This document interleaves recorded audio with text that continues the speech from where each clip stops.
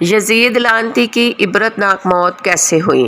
یزید نے نواسہ رسول صلی اللہ علیہ وسلم کو قتل کروا دیا۔ وہ یہ سوچتا تھا کہ ظلم سے ڈر کے سب لوگ میری بیعت کریں گے، میرے سامنے جھکیں گے، کوئی بھی میرے خلاف حسین کے بعد سر نہیں اٹھائے گا۔ لیکن جب رسول صلی اللہ علیہ وآلہ وسلم کی بیٹیاں قید ہو کے کوفہ اور شام کے بازاروں سے گزریں تو ان کے خطبے سنتے سنتے لوگوں کے مردہ ضمیر جاگنے لگے اور یوں یزید کے خلاف بغاوت پیدا ہو گئی۔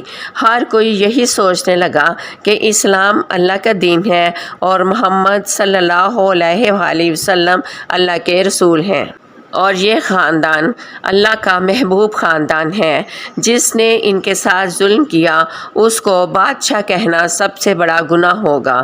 یوں مدینے والوں نے یزید کی بیعت سے انکار کر دیا۔ یزید نے مدینے پر حملہ کیا۔ تاریخ میں لکھا ہے کہ 3 دن تک یزید کی فوج گھوڑوں کو باندھ کر مدینے میں صحابہ رسول صلی اللہ علیہ وسلم کے ناموس کے ساتھ بے حرمتی کرتی رہیں۔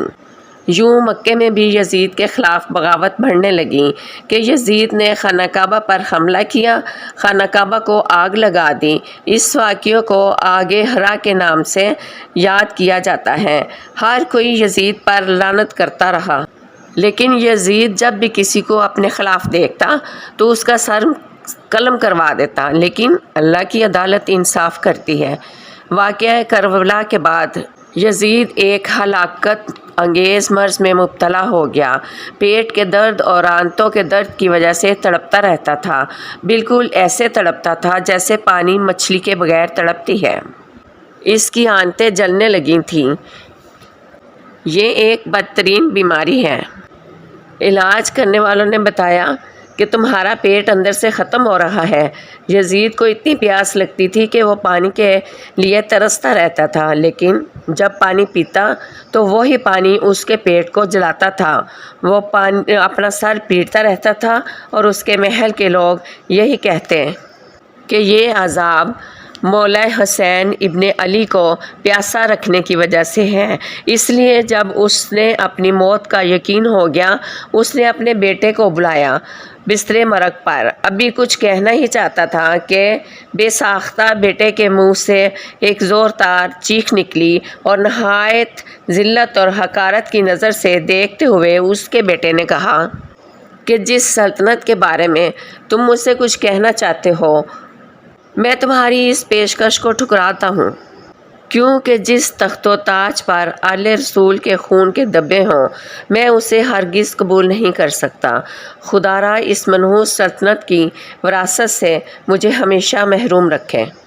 یزید نے جب اپنے بیٹے کے منہ سے یہ الفاظ سنے تو تڑپ کر رہ گیا اور شدید رنج و عالم میں بستر پر پاؤں رکھنے لگا۔ موت سے کچھ دیر پہلے اس کی آنکھیں مڑ گئی تھیں۔ یزید کے جسم سے اتنی گندی بو آتی تھی کہ کوئی بھی اس کے پاس نہیں جا سکتا تھا۔ کوئی بھی حکیم وغیرہ طبیب وغیرہ جب اس کے پاس جاتے اتنی گندی بدبو سے منہ لپیٹ کر واپس لوٹ آتے۔ اس کے جسم میں کیڑے پڑ چکے تھے، اسے طرح طرح کے عطر لگائے جاتے، پھر بھی یہ بدبو ختم نہ ہوتی۔ یزید درد کی وجہ سے تڑپتا تھا، وہ پانی کے بغیر بھی تڑپتا تھا اور پانی پی کے بھی تڑپتا تھا۔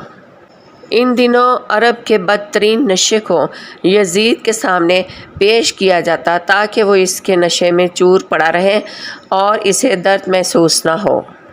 اتنے نشے کی حالت میں کہنے لگا کہ میرا وہ بندر کہاں ہے جو میرے ساتھ رہتا تھا؟ لوگوں نے کہا کہ بندر جنگل کی طرف نکلا ہے۔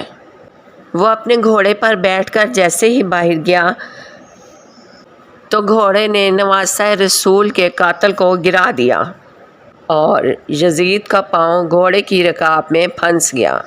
گھوڑا دوڑتا رہا اور یزید زمین پر گرتے گرتے اس کا سر ایک پتھر سے ٹکرایا، لیکن وہ گھوڑا نہ رکا، وہ دوڑتا ہی رہا، یہاں تک کہ اس کا جسم ٹکڑے ٹکڑے ہو گیا۔ چند روز تک اس کی لاش چیل کووں کی دعوت بنی رہی۔